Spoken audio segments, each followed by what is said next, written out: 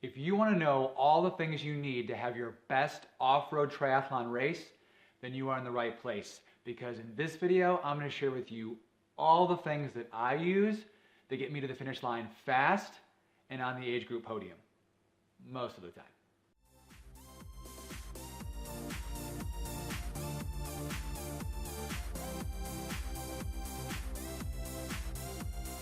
Hey, it's Eric at ewjtri bringing you a new video every Friday so that you can have your best triathlon race yet. Hit that red subscribe button so that you can get faster at triathlon without making the same mistakes that I did along the way. If you've never done an off-road triathlon before, you may want to actually check out, I'll put a link in the upper right, my video a few months ago on the absolute bare essentials. You may actually own a lot of those things, but if you don't really want to spend much money, the bare minimum things to get you to that finish line, that video may be a better video for you. This video is for people who maybe you've done a few and you're addicted to the sport already, or perhaps you have the resources or even already have these products from doing other sports and you'd want to use these, so why not use them if you've got them? So really, these are all the things that I think are essential for your off-road triathlon racing experience. If you don't want to sit through this whole video, I will actually put a list in the section below of all the items that I'm going to talk about today. So here we go. The first thing on my essential race day checklist is my essential race day checklist. I couldn't find a good one I liked online for off-road tries, so I made my own, and I've got some descriptions on it and so why I use some things. So if you want a copy of that, I'll put a link of that below, and I can email that to you. As far as the products we're going to talk about, let's start actually before you race. So a transition bag so you can carry all this stuff is something essential. There's all different types. This is one I actually got from doing an Ironman race, so I did not buy this one, although it technically came with my entry fee, so I did buy it. But certain things to look for, like, you know, a separate pocket for wet clothes or stinky clothes, but you know, different compartments, water bottle, but you got to have a bag, you know, that besides a couple of plastic grocery bags to carry your stuff in if you really want to be organized and have your best race. So 3 pre-race things that are absolutely essential to really have your best race is, number 1, a band to get the activation going with your muscles, especially those lateral muscles for the trails. You're really going to want an activation band, get those muscles warmed up in those glutes and you know, hamstrings firing. So you're going to want one of those. Number 2, sunblock, because we don't want melanoma, we don't want skin cancer. 3, body glide. So whether that's a lubricant for, gosh, I feel like this stuff eventually goes anywhere. I mean, your neck, your feet, back of my calves I've rubbed sometimes, underneath my arms. I mean, anywhere that you've had chafing, you're going to want to have some sort of body glide or lubricant or, you know, similar product. And then obviously for the swim, it can help get your wetsuit off quicker if you're going to need one for the swim. So as you're walking into transition area with your bag, you get there and you want transition towels.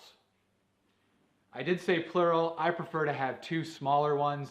You can have a bigger one that folds up, just that some of the areas are really, really small, or you can kind of maneuver. The other thing I like actually is that if you've got most of your stuff on one towel and you come out of the swim and it's really sandy or rocky and dirty, then you can actually pick up one of the towels and wipe your feet off or dry your feet without actually you know, touching the other transition stuff that you've got laying there. So a couple of small towels is the way to go.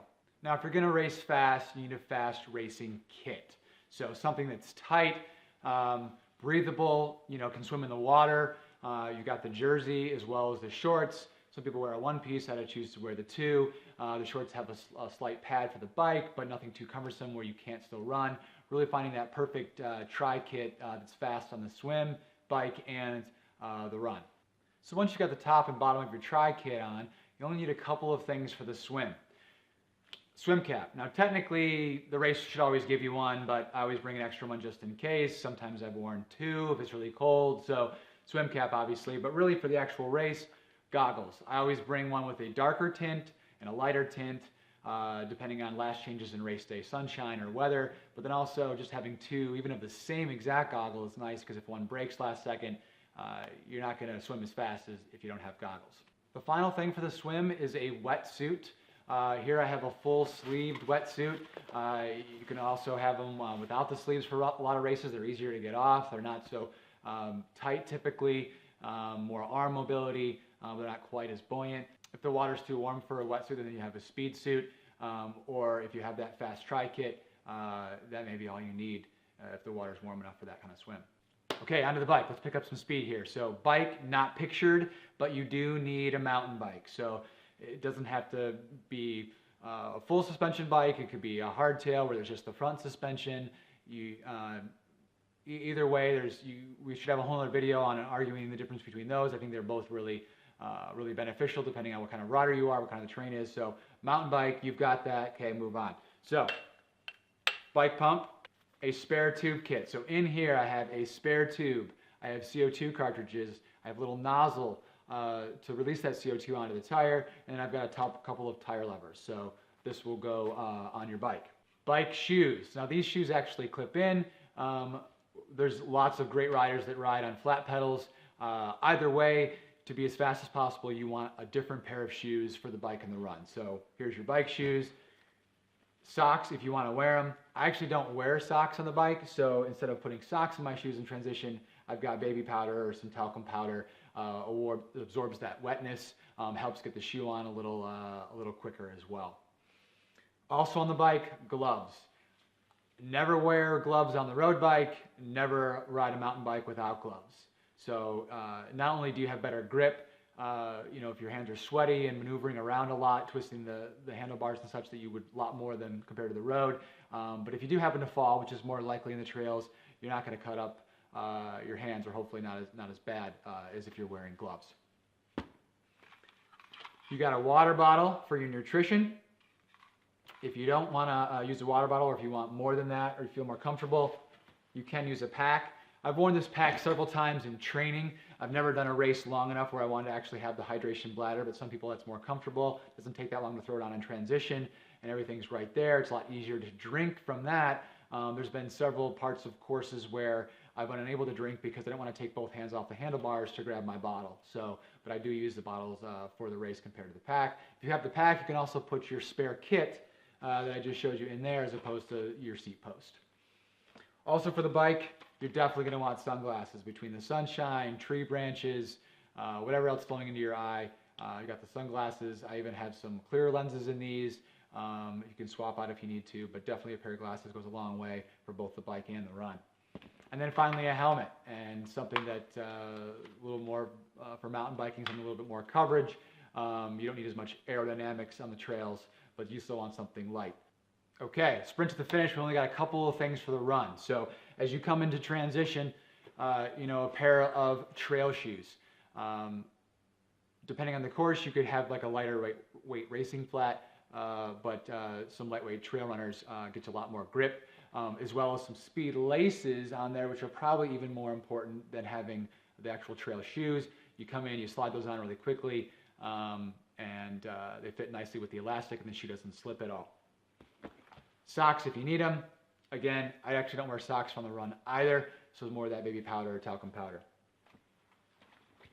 The sunglasses you wore on the bike is what I keep on, a visor or a hat, keep that sweat and sunshine off your head, and then finally, race belt, number not attached currently, but then any nutrition, so usually 1 or 2 gels, depending on the race, is enough for me, but they also have it at the aid stations. And one other thing is my GPS watch. So waterproof, has an extra protective glass on here, so it takes a beating on rocks and roots and doesn't break. I actually don't look at my watch too much during off-road triathlons, given the terrain is so varied, but it does give me an idea of where I'm at during the race and kind of what my pacing is compared to other trails. But what I actually use it most for is actually after the race and analyzing some of the data. So that's it. That is all the things that I use for my off-road Xterra Triathlon races. Now, if that seems like too much stuff or you don't need that, again, check out the video that I have on the very, very basics, because if you just want to get to the finish line, that may be better for you. But these are the things that I found really work great for me, and it really allows me to have a fast and really fun experience on the trails. I hope this video was helpful for you. If there is something that you cannot live without when you do an off-road Xterra Triathlon, please share with the community below. I'd really appreciate that. And if you want that race day off-road triathlon checklist, click the link below and you'll get it through email.